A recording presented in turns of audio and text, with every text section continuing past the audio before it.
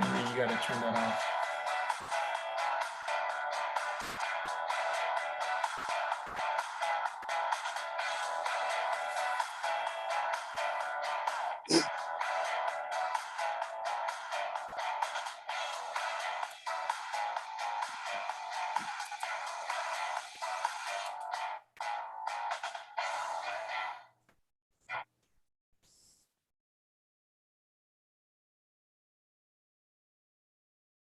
Henry.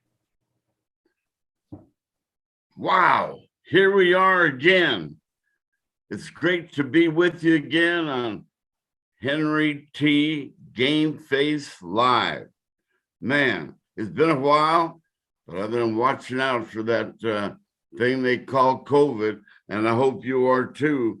But I mean to tell you, I'm healthy and on my way to wealthy, and I'm fired up, been running and getting in shape. And I know you have too, but man, I'll tell you what, today I am overcharged with that Henry T excitement because today we bring on a longtime friend of yours and a very good friend of mine for a long, long time. His name is Mark Smith. I call him Tiki. That's his nickname. Man, great TV sportscaster back in the day. I went looking for this guy when I was the sports director at Channel 4, and I found him. Flamboyant, Showtime guy. Man, I looked him up, straight A student, funny, fun, and very talented. And that was the days back when I was the voice of the New Mexico basketball Lobos and football Lobos. And I found this guy. And I said, man, perfect for the weekend sportscast. An entertainer. And I tell you what, he goes way beyond sportscasting and great writing ability. He's a singer. He's a composer. He's a lot of things. But number one, he's Henry T's friend. His name is Mark Smith. I call him Tiki, and here is Tiki. By the way, the only Cincinnati Bengal fan I've ever known. Maybe there's two in the state of New Mexico, and Tiki is coming up right now. There he is. Tick, good morning. How are you? T-Man, I love the introduction, brother. I would hire myself in a minute if I heard that. That's pretty good stuff.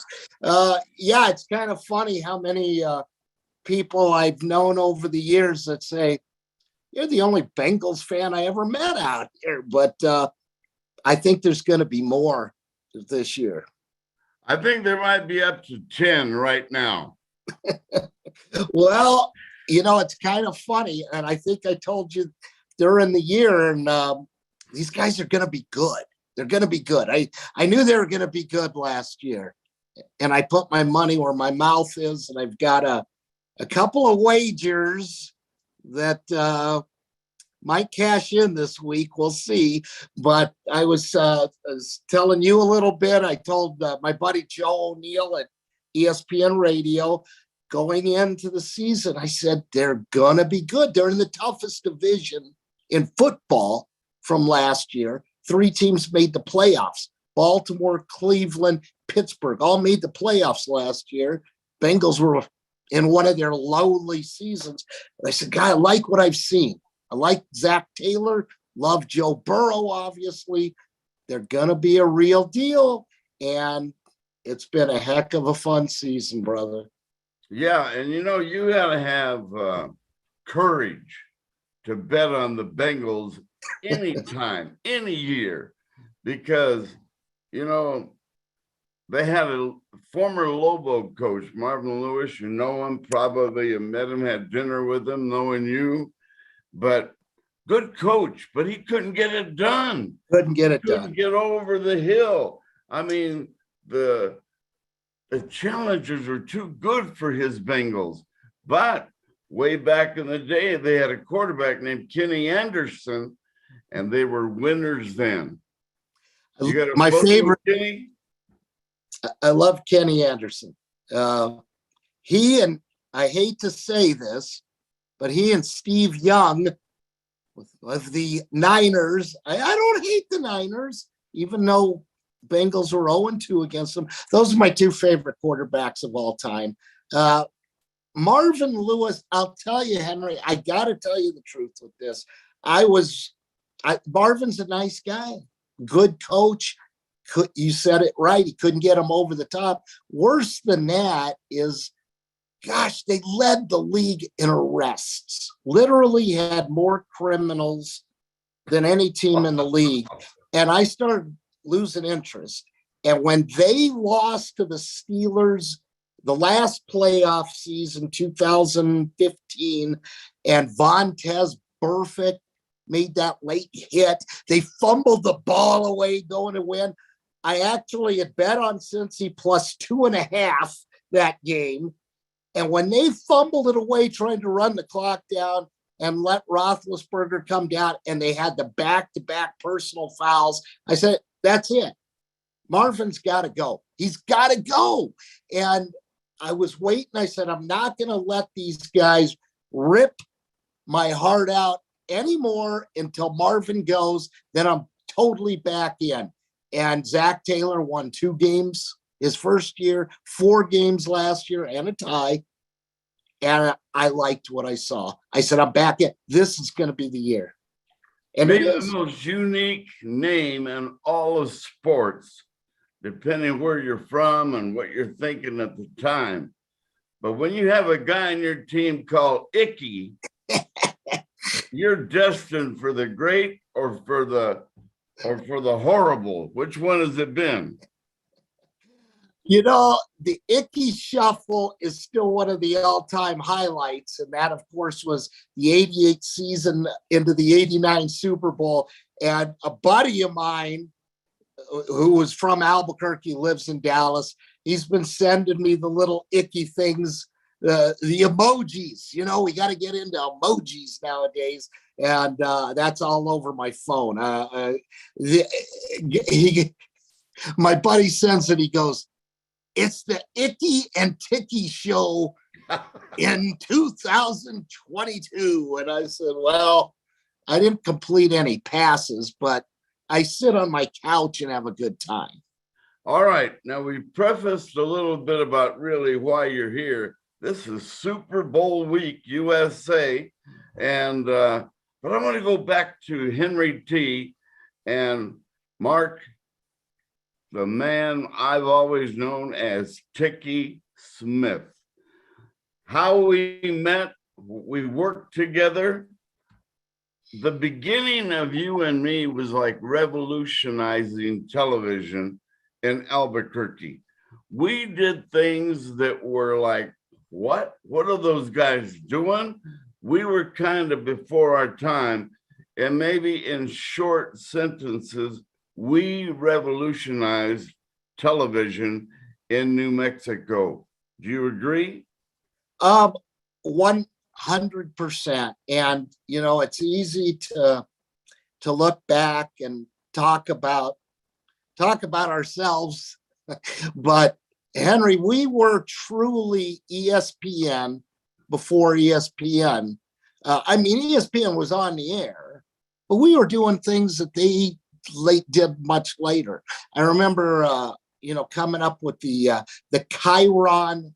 We're going to use some technical terms, but you're showing the video highlights and then freeze the highlight and bring up the Chiron, which is the words on the screen, the score on the screen, putting the music behind the videos, doing the highlights as if it was a game that you hadn't seen. In the old days, it was always the New Mexico Lobos won, beat Texas Tech today, which they didn't very often, 21-17. And here was a couple of the plays. Well, we did it the other way.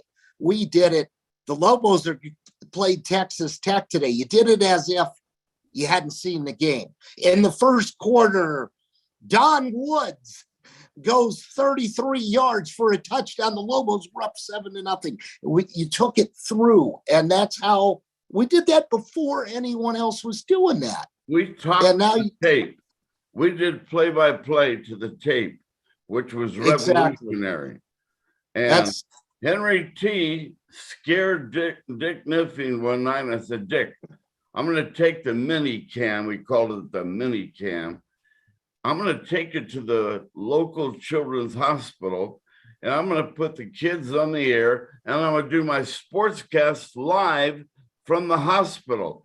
He nearly fell out of his chair. Henry, that's too risky. We can't do that. And I have my scripts live at the hospital, and when they got the director producer back at the TV station, we already talked and done a little rehearsal, but it worked. And Niffing was like sweating. He was so nervous because, he was responsible for everything. And, but it worked. And then we tried other stuff, and that worked. And we're doing the things that you and I used to do on ESPN now. The local guys have kind of retracted to the more conservative style. They're not as risky as you and I were back in the day.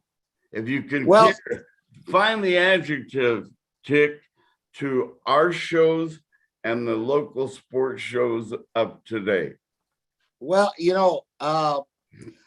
I don't think they get, we didn't have a lot of time at 6 o'clock, if I'm not mistaken. It was like a 3.5-minute sportscast. Weekends, I had a guy named Georgia Scott was my producer. You remember Georgia's? He loves sports, so he used to give me like 7 minutes a lot of times, and so that helped a lot. But what we did a lot of in-depth features. I don't see those much, but I have to admit, I'm a national news guy now. If I don't watch much local, I should, but I don't. And my website, Enchantment Sports. Well, we've been in hiatus during the shutdown and stuff. I haven't done a lot, so I haven't followed things as much. And I don't like going to the pit with a mask on and stuff.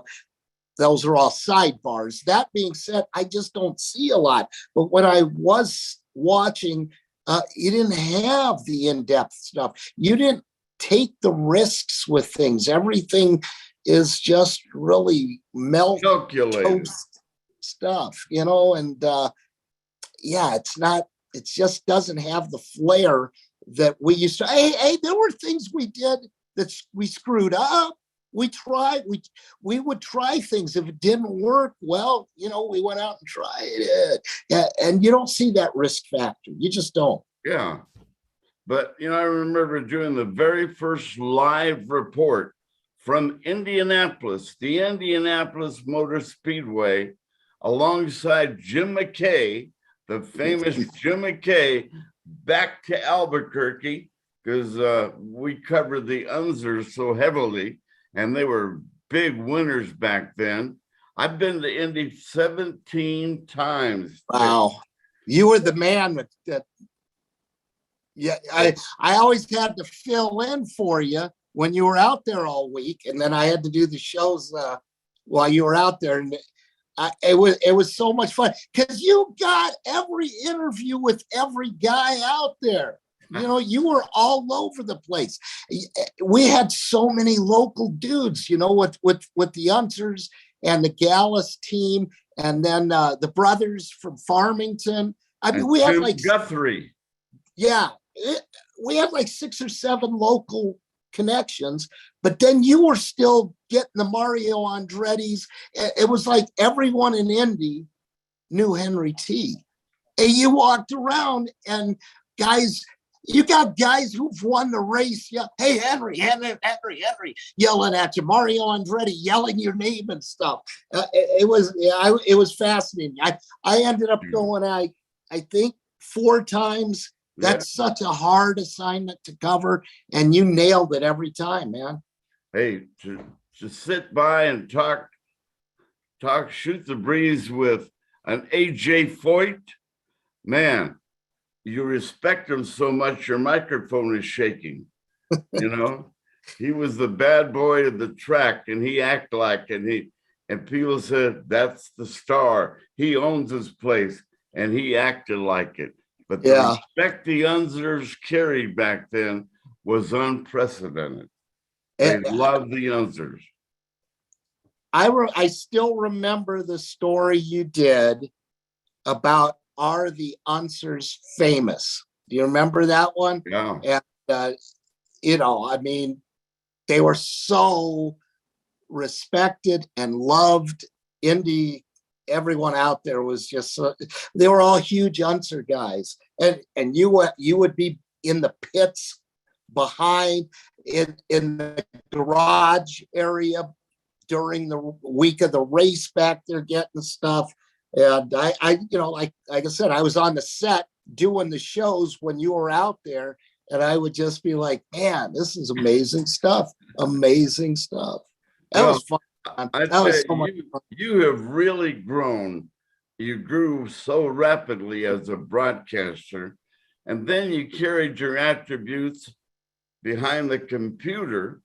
Maybe before the computer was made, I don't know, but you were spectacular, flamboyant, colorful as a writer as well. I've got to give you your props. Man, you did everything so well, Chick.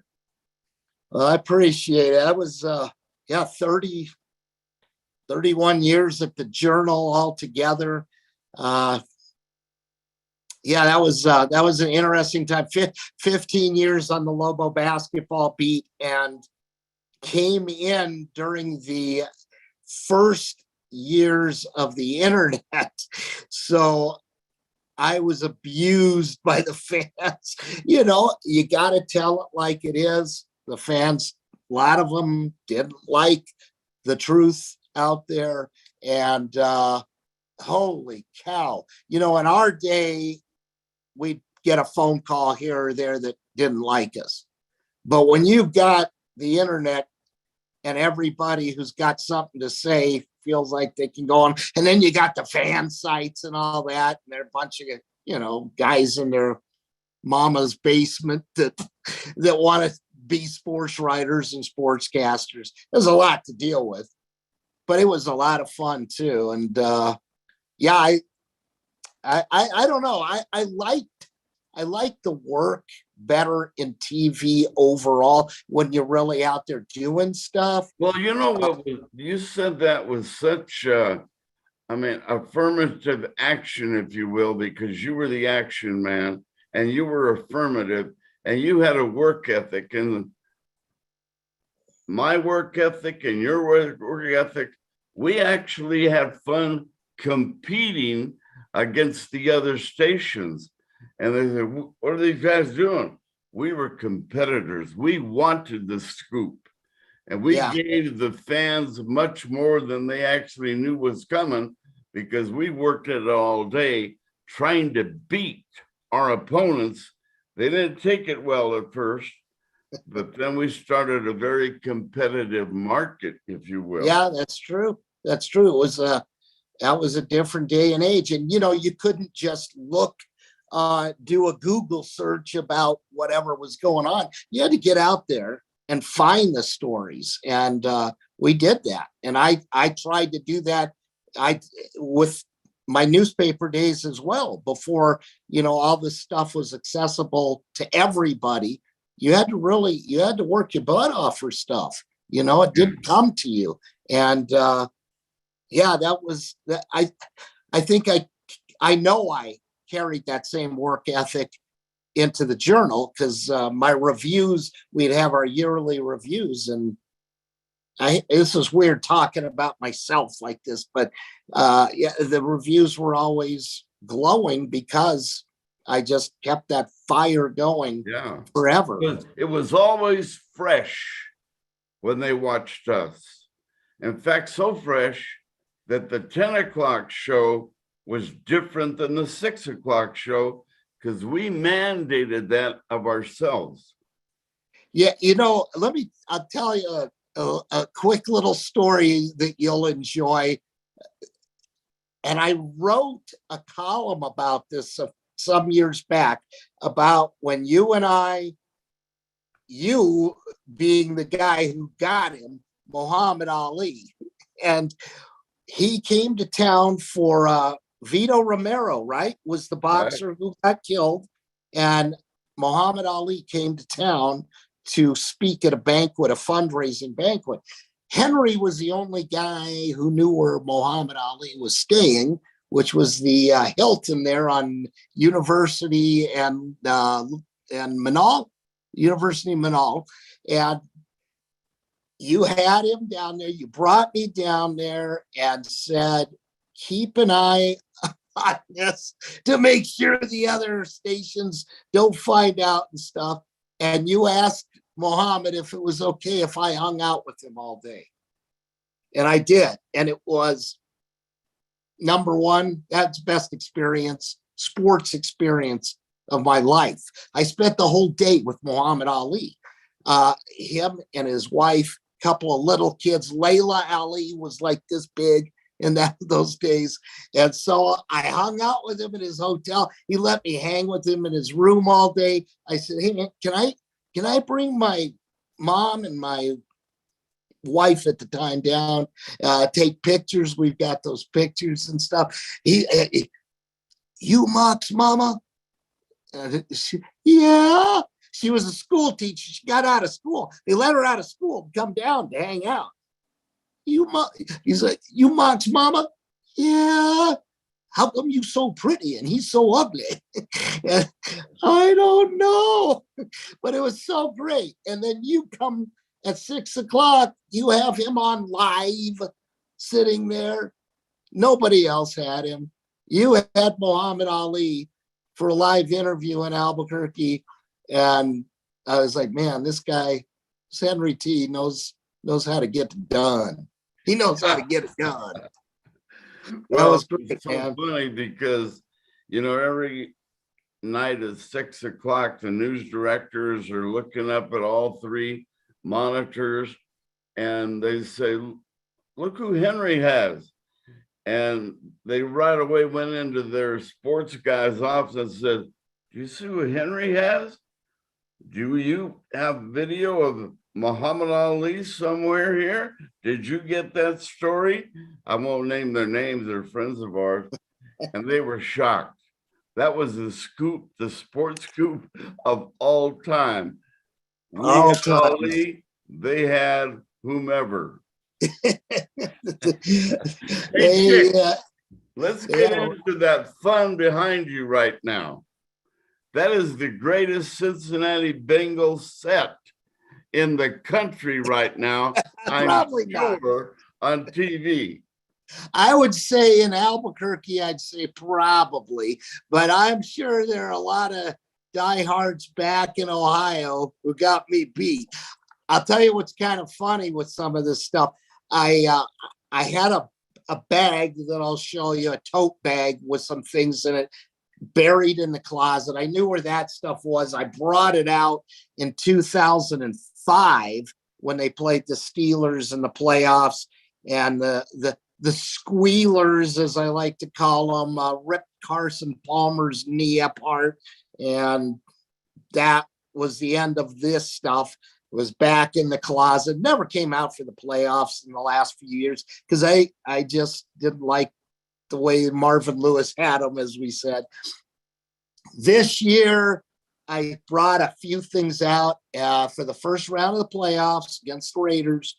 And then I thought, I remember something else I had. And I'd go in the garage and I'd look. I remember something else. Each week each day I'm remembering things. And I'm digging through these boxes and boxes of stuff out in the garage. And I'm finding more. And there's still a lot more somewhere else. But I put all this out. And my wife, Robin, is like laughing her butt off.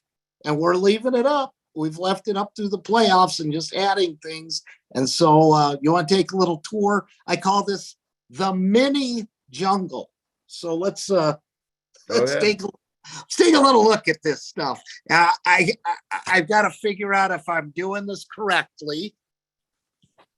You tell Oh, me. there See, you go. Wow. Just all point right, look the at that. My camera. first this is not like our days with the cameras.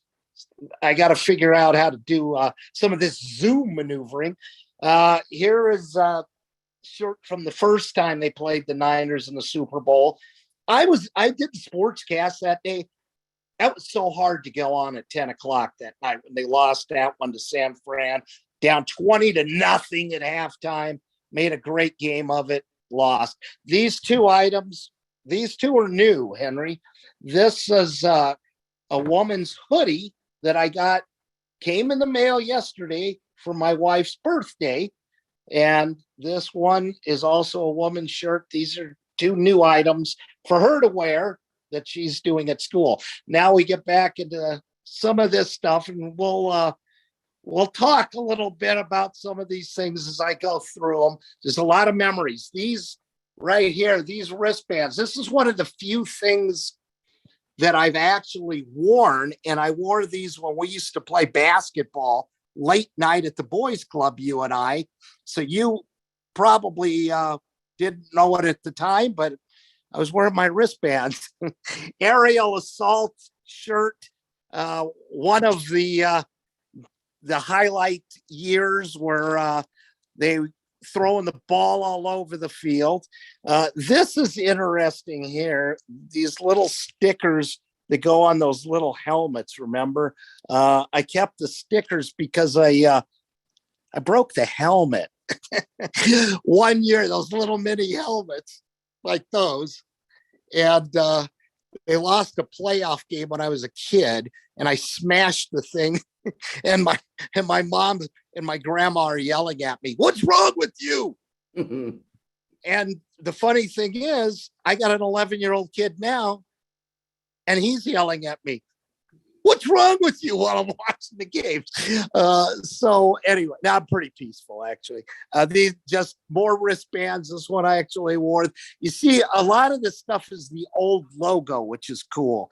Then you got the sweatpants and the little knit hats. Here's the thing about being a fanatic. I'm not a fanatic, really, just a diehard fan. But with OCD, a lot of these things are never worn because I collect them instead. There's a knit hat with the old logo, first Super Bowl they played in again. I thought I needed these as a kid to go out in the snow, but then look at this from Sears. That used to be one of my favorite things, Henry, was the Sears catalog every year. And I would tell my mom what to order me. Those came when I was older, but I had there's a lot of stuff at my mom's house still. Bengals Super Bowl hat there from the second one. Again, the loss to the Niners. That was the one they lost at the end. Here's the real cool thing. Bob Davis, who used to work with us, Henry, he sent me these about 30 some years ago. Houday beer cans. It's got all the whole schedule from that year. Media guides.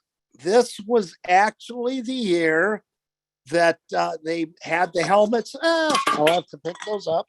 The last time they had the helmet without the stripes, that was that year. The next year they put stripes. I went to the Super Bowl, and I'm going to get you something real interesting in a minute. This is the year after the Super Bowl. The media guides there, and do you recognize this? Wow! Wood carving. How about that? That wood carving was made for me by one Henry T. You even put my the Ticky name on it. You gave me that in 1980, 1981, somewhere right around there. You made that for me when we were working together, and kept that sucker, man. How do you like that? How do you like your work there? My goodness, it looks so new and unused. How about that? How about that? This little guy, you remember these puppets? He's kind of broken. Anyone who knows how to fix them, let me know.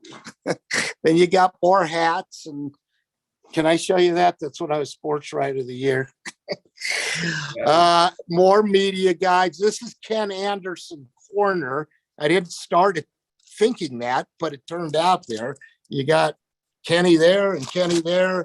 And this is one of those old little deals you got at 7-Eleven back in the day. I used to have that on my desk at KOB and then at the Journal as well. Do you remember the old slides that we used to use behind us? TV days. That's a slide of Ken Anderson. You can't really see it. Another That's a championship. television antique today. Yeah, it is. It is. That is an antique. The old trash can. I had one with the stripes somewhere too, but I accidentally backed into it in the garage one day. Various glasses that have never been used. More hats. Hey, that's my son when he was tiny. We used to had him on the mantle. This stuff's normally on the mantle, but it came down for this. My wife when she was in high school. More mugs and glasses. Again, the old logo. My son's hat now. He's a Miami Dolphins fan, but he's been wearing that for me during the playoffs. This is the tote bag I knew where it was at. Old Bengals puzzle. This pillow thing is cool. Here's a great story, Henry, and then I'm going to try to move it quicker so I'm not boring everyone. I worked a couple years at the about a year and a half, the old Broadway department store. Worked in electronics right after my TV days, and I had a bunch of real good customers. I actually loved that. It was fun. The only time I've ever done retail. A lady walks in one day who was a good customer of mine, says, "What's your favorite football team?" It was weird, out of the clouds. I said, "Cincinnati Bengals." She made this. She comes about a week later. It's a sand painting clock. This was like 1990, 91, and still works perfectly. Turquoise. I wish I knew her name. If anyone ever hears of someone that does this for people, and let me know. I'd love to know that. Shirt from Super Bowl, the second one. How about this? The media guide sent to me when I was sports writer and sports editor at the Daily Lobo, Henry, where you recruited me from, the Daily Lobo. Pro Football Weekly shirt. You had to register, and they counted the people, and I was the 7th Cincinnati fan to send in for one of these, which is kind of cool. I don't know. For all I know, they only had 8. This is one of my highlights. This was from when I was a tiny, tiny kid, the first year, 1968, and that was their logo back then. You're going to have trouble finding these. And look how that shirt is so small that it doesn't fit on my 11-year-old son. He saw that. Brock, Brock. He saw that and he was like, "Oh, you were a little cutie." Bengal cards, Bengal Band-Aids. Yeah, you see all this stuff, pens and stuff. Here's another real cool thing, a poster. That was when Greg Cook was the quarterback way back in the day. And you got your slippers, you got more media guides, another clock. That I put there, that's the Niners. The year that the Niners ended up winning the first Super Bowl, and I found it amusing because it says on the front, "Catch the 49ers." That was the year of the catch, as it turned out later that year. So I found that ironic and threw that out here just for you. This is something I just found last night in an old box that I wish I knew who made this for me, but I got, I'm sorry. Can you still see me okay? Wow. This was a painting someone made me. There's my man Kenny Anderson, and I wish I knew if anyone knows this person. Well, please let me know. Amy and Amy R. I can't read the last name. Can you see that? Okay, Hen? Well, we've actually lost your picture, Dick. Oh man, let me see if I can. Let me see if I can get this. Oh yeah, hold on. Okay. There you go. Okay, Yeah. look at this hand painting that, as opposed to other paintings, that someone made me this way back in the day, and that was that's the name on it. I'm not used to this kind of stuff dropping things all over here, so that was cool. And now this is the end of the tour. Brand new stuff from Fanatics. It's been hard to get things in because the Bengals stuff's flying off the shelves. Just got that Super Bowl pennant in. These are my game day pants. I wore them for the first time for the second Super Bowl, and I didn't wear them again until the Raiders playoff game. I wear those each playoff game right now. These are my pajamas that I've never opened or worn. I think I'll wear them Saturday night for the Super Bowl, pre-Super Bowl. More sweats. Here's a funny thing here. Buddy of mine got me this cooler for my birthday some 30 years ago. The ad showed a whole cooler all orange and striped and everything, and this came instead. Just this little sticker still on. Old Bengals shirts, new champions thing. My favorite player back in the day was Lamar Parrish. When I used to play football in the park, I made up a jersey for Lamar Parrish, a defensive back for the Bengals back in the day. All right. So that pretty much is the tour right now, my friend. Well, Tick, you have gone beyond the call of duty to prove to everybody that you've got to be the number one Bengals fan in the country.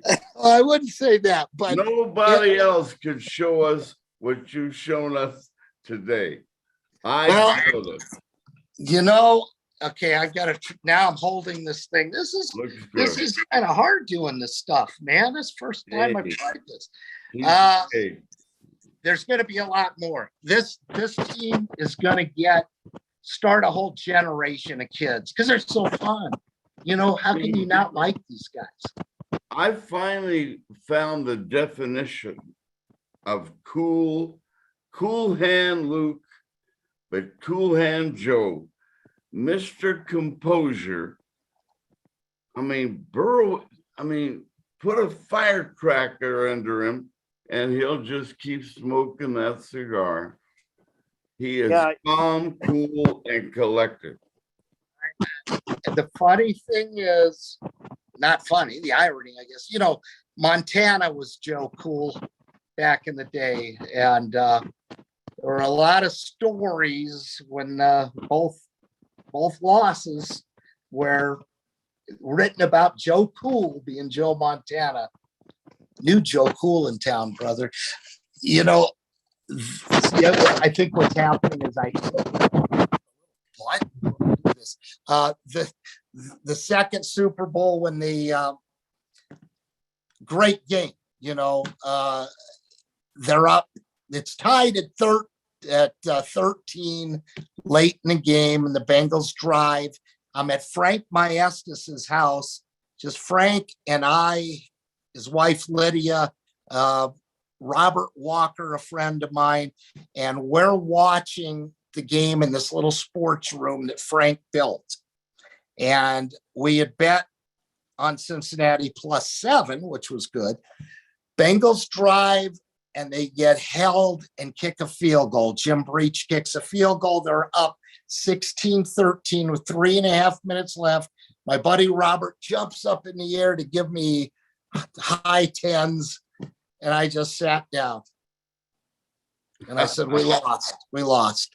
And he's like, 16-13, and I'm like, we just lost. 3.5 minutes. We left Montana too much time. And of course, legendary drive. And the old Joe Cool finds John Taylor with 38 seconds left, I think it was. And Niners win 2016. That's the last Super Bowl Bengals were in.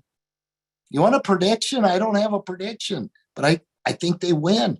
I thought they'd lose last week, 2 weeks ago to Kansas City. I didn't think they'd win that game. I think they win this one. I hope.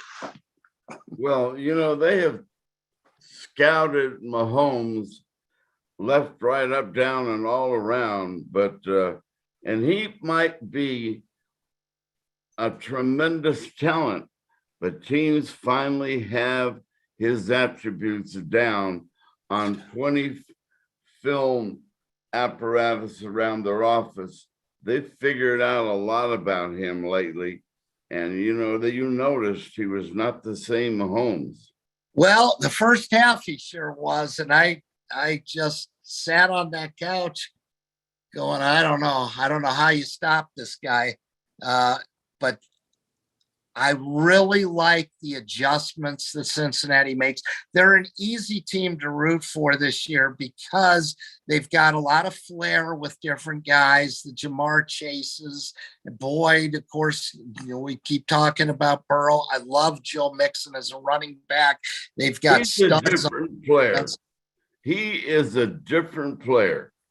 Mixon shows speed, versatility, and he's got that swagger back. Yeah. And he can stop in a dime and accelerate to the end zone. I like him. He's my favorite running back in the league right now. Derrick Henry, when he's healthy, is pretty hard to stop, but a lot of people they just don't know a lot about the Bengals, but Mixon, he's under the radar a lot, but he's one of the top backs in the league. They put money into the defense and got some studs on the defense. And then Money McPherson, their kicker, he's all year long. I've watched every play and I record maybe the best the league has ever seen, McPherson. And he's only 21, 22 years old. Yeah, high school 4 years ago. It's like I still take Justin Tucker as number one right now, but McPherson's going to be the top guy when Tucker's out. But with the point I was going to make, I keep rambling along. Is there an easy team to like because they're the least penalized team in the league? They make great adjustments. So as a fan, you're not frustrated with stuff. You don't see the dumb plays that you did under Marvin Lewis. They're really heady, and so I think the bottom line is there's going to be a whole generation of kids. Hey, what's the deal on them? What's the deal, Chick, on the Bengals arriving in LA so late? Well, they got behind on their practices this week as far as being able to practice indoors. They had to go to University of Cincinnati because they don't have an indoor bubble. But I don't know. I trust everything that Zach Taylor is thinking. I think they don't want all the distractions. I mean, today's only Tuesday. Today's all media days. What a disaster those things always are. But I don't think that they're going to be in awe of this thing at all. Rams, of course, are going to be comfortable in their own environment, but I can't imagine there's going to be a big home field advantage because there's so many tickets that don't go to either of the teams. And I think a lot of the people who are neutral are going to root for Cincinnati because they, the longtime underdogs. So we'll see. I just know I'll be wearing those pants, and my wife will be wearing her shirt. My little guy will have his hat.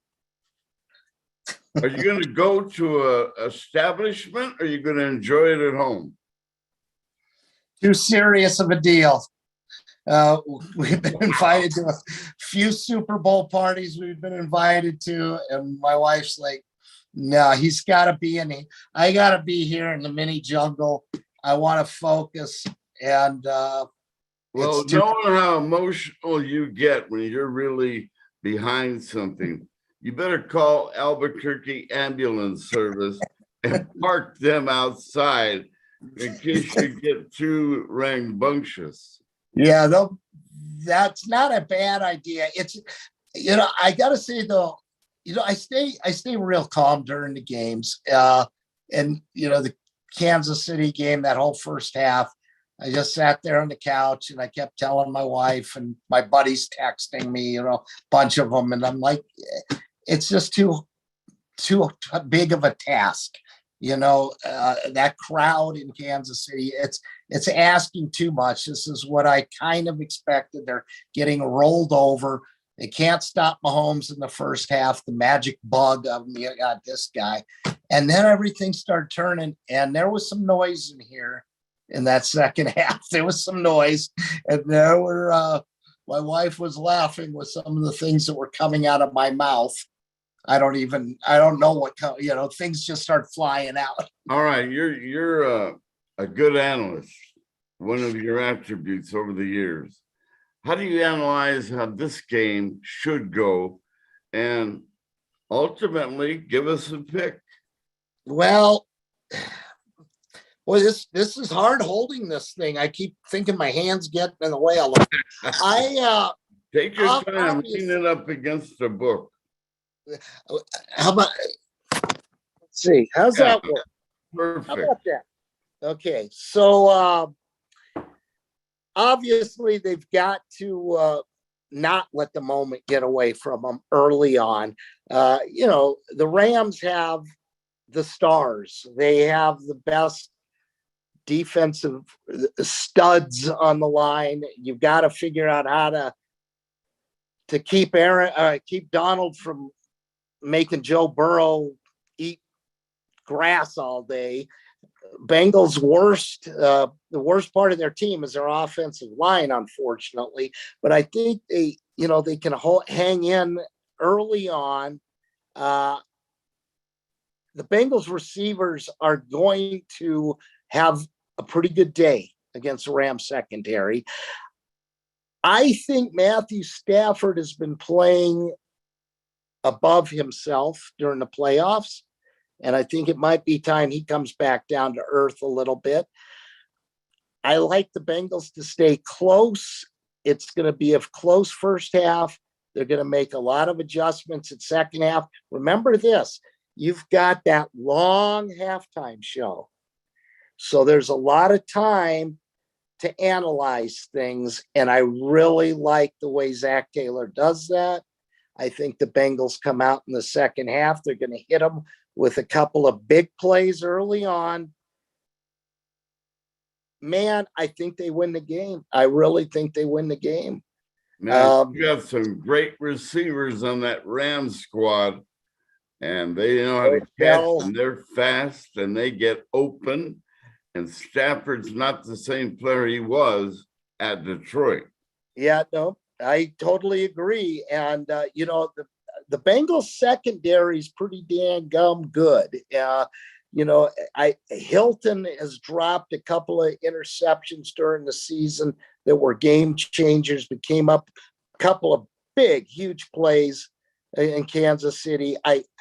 I'm not worried. I'm not worried about the defense too much. The only thing I concerned is that Bengals offensive line being able to hold those pass rushers out.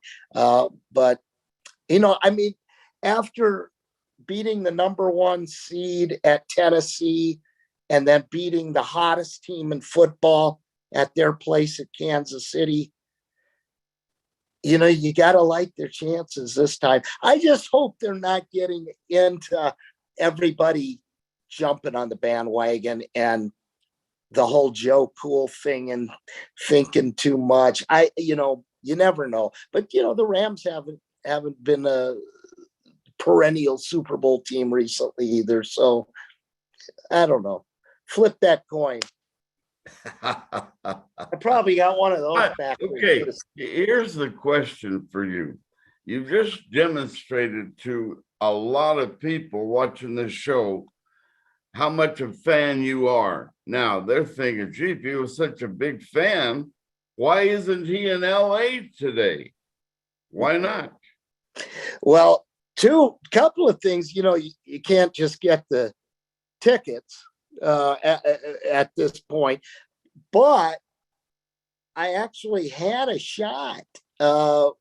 Joe O'Neill has a friend who had 2 Super Bowl tickets he was selling. They're very expensive, by the way. I considered it. It was $5,000 for the 2 tickets. And then you got to figure out how to get there and pay and all the travel and all that. But I don't want to watch a game at the place. It's too hard to see everything. That's for people who really just want to say they were a part of it instead of really focusing on every play of the game. Just like said about the Super Bowl parties and events and stuff. I don't want to be around all that. It's like the people who celebrate New Year's Eve and they don't go. When I was young and we were partying a lot, we made fun of the New Year's Eve partiers. They're not the hardcore partiers. They're just doing that. That's kind of what the Super Bowl is. It's not for the diehards. It's for the party elements and stuff. And what do especially in LA. 40 cameras covering the game from every vantage point. It's the best seat in the house, right where you are, right there. By far. And it's too important just to be one of the folks in the crowd wearing a mask out there. Not for me. Chick, we've done a lot of things together on camera, on the radio. I mean, every way to cover an event, we've done it probably. But this is the highlight tape today. You were sensational. Way to go. Yeah, I hope I didn't bore people with a lot of that stuff. I'm sitting there thinking, God, this stuff's important to me. Does anyone else really care? Move along, Mark. So I apologize if it was a little tedious on some of that stuff. Well, again, it's a first. This has never been done before. So leave it to you and me to bring back the archives, get rid of them, and offer something fresh. There you go, brother. And I appreciate you doing this. And it was fun. It was a lot of fun. I've got a lot of energy for this thing, and as you can tell, and this is my Super Bowl week. What the heck? Yeah. This is my Tuesday media day. And your pretty wife's got some good food, I bet, planned for the event. She does. I don't know if we're going to have anyone over. It would have to be someone like you who really can focus on the game. And, I just need to be in my own little world for this thing. I've watched, like I said, I've recorded every game this year. I watch them a second time after, because every game, you're looking at it differently as a fan than you do watching the recording, knowing the results and analyzing it. And so I've done that all year. And gosh darn it, it's been a fun season, man. Win, lose, or there's no draws, and hopefully not a overtime that confuses everybody. But I'll be content this year, no matter what. It's fun. All right, let's get serious now about Joe Burrow. Senior year at LSU, he turned heads. Wow, this guy's so good. The year after he goes, they struggled to win at LSU, of all places. And all of a sudden he arrives in Cincinnati and he's the hit, the overnight hit. How good will he be next Sunday? I think he's going to be really, really good. His rookie year, I really liked watching him during his rookie year. I thought at times this year, because I think the injury, he had the total reconstruction of the knee. I think that was in his head too much to not get hurt. I think he wasn't tentative, but he did make a lot of plays with his legs this year that he did as a rookie. That being said, you saw the two huge scramble plays he made against Kansas City in the fourth quarter. I expect that kind of stuff out of him. See, that's the one thing that keeps him just under the level of a Josh Allen or a Patrick Mahomes right now, is their ability to make plays with their legs. Burrow has that ability. He's not a bruiser like Allen, and he's not as magical with his feet as Mahomes, but he has that ability. And I think you're going to see it, because there's no reason to not risk everything for this game. Who knows, if as great as he is, who knows if you ever get this opportunity again? This could be, you never know, could be a once in a lifetime shot. And I think he leaves not to sound cliche, but he leaves everything on the field. All right. Does this mean that you're going to call Red Auerbach, get some fresh cigars, and if the Bengals win, you're going to light up a cigar in your living room? I've never had a cigar in my life, other than when we were high schoolers and snuck a pack of Swishers. But that's a good idea. That's a great idea. Maybe someone can email me and tell me what a good cigar would be for something like this. I would appreciate that. If you look at it, the Enchantment Sports site, I have my email on there. We've been in hiatus, but I got my email still going. I'd like to know. I'll go buy a cigar, and I'll tell you what, if they win, I don't know. My wife will let me do that, but I think she would, and I'll take a picture and send it to you. I'll put it all over the place. That's a good idea. It has been a unique, surprising event, and without a doubt, this has been a real all-out pleasure for me to be a part of, especially with you. Thank you. Thank you, Henry. And this is something I'll keep in my archives. Amen. And thank you, Jimmy Tran, best producer on earth, no doubt about it. Mark, have a great day, great weekend. Enjoy it all. Man, I can hardly wait to see the game, even more so because of your presence today on the Henry T. Show. Thanks, brother. Take care. Ladies and gentlemen, watch the game. Thank you to all our sponsors. And again, Jimmy Tran, you are the man. And Mark Smith, he's been flamboyant, but today he takes the cake again. Thank you for being with us, ladies and gentlemen, on Henry T. Game Face Live. And thank you to all of our sponsors that put Henry T on the air every Monday and Tuesday.